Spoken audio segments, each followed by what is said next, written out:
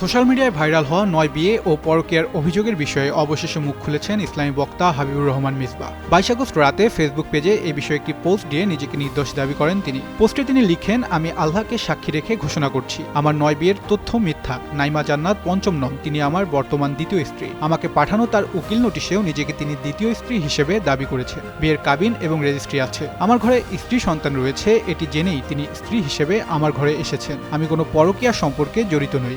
One parcel, more ways to send. Pathao parcel has expanded. Explore the new parcel.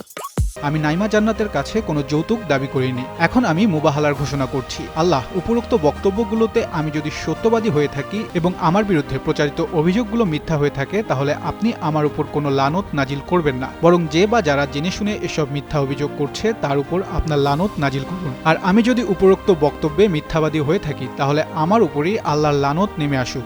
আমি আল্লাহর ফয়সালার উপর সন্তুষ্ট।